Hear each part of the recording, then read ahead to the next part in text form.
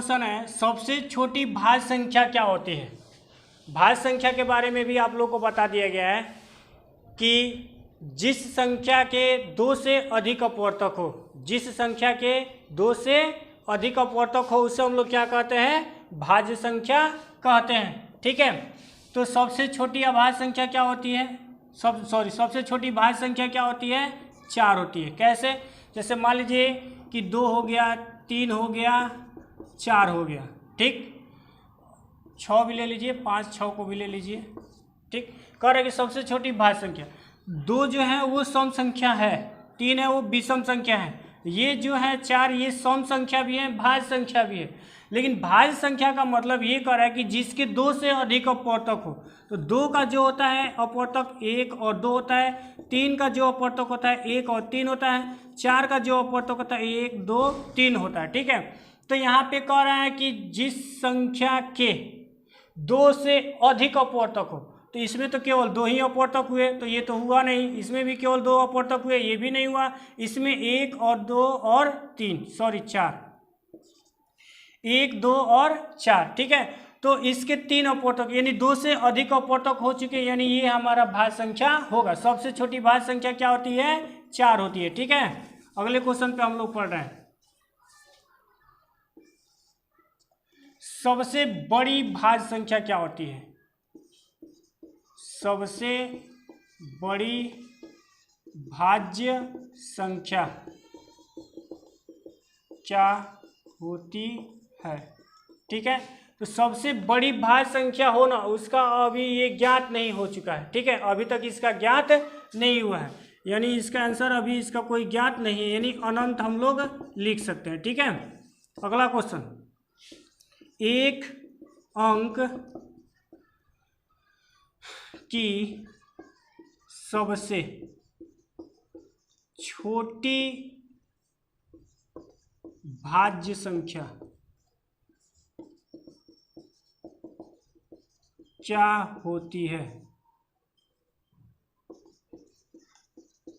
एक अंक की सबसे छोटी भाज्य संख्या, अभी हम लोग चर्चा किए थे कि सबसे जो छोटी भाज्य संख्या होती है वो क्या होती है, तो सबसे छोटी भाज्य संख्या तो 4 होती है, लेकिन यहाँ पे प्रश्न है कि एक अंक की सबसे छोटी। ठीक है, एक अंक की सबसे छोटी भाज्य संख्या, इसका भी आंसर 4 ही होगा। ठीक है, अगला क्वेश्चन है, एक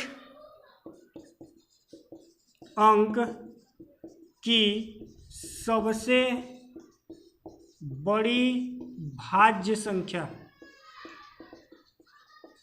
क्या होती है।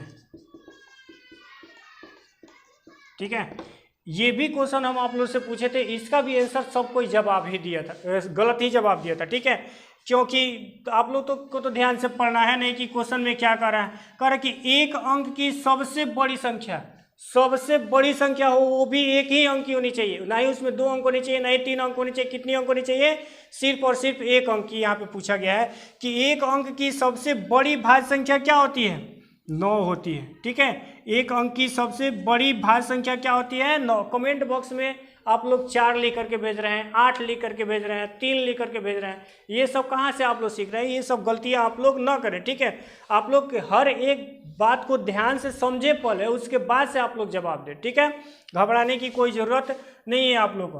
अगला क्वेश्चन है, सबसे छोटी अभाज्य संख्या क्या होती है, सबसे छोटी अभाज्य संख्या क्या होती है।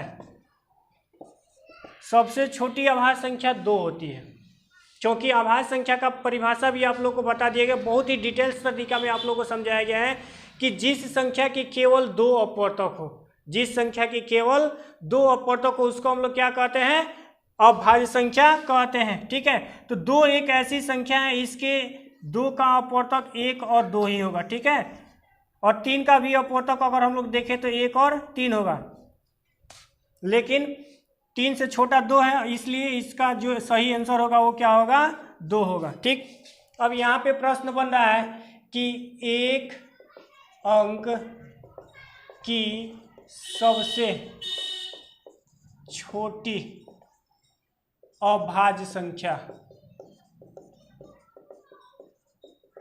क्या होती है।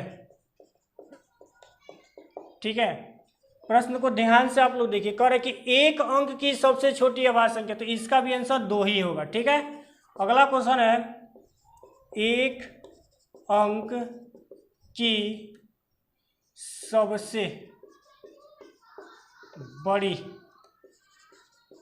अभाज्य संख्या क्या होती है। ठीक है, प्रश्न को आप लोग ध्यान से पढ़िए। कह रहा है कि एक अंक की सबसे बड़ी, एक अंक इसमें होना चाहिए, वो भी सबसे बड़ा होना चाहिए, वो भी अभाज्य संख्या होना चाहिए। ठीक है, प्रश्न में ये बात बोला है कि एक अंक की सबसे बड़ी अभाज्य संख्या क्या होती है। तो एक अंक की सबसे बड़ी अभाज्य संख्या क्या होगी।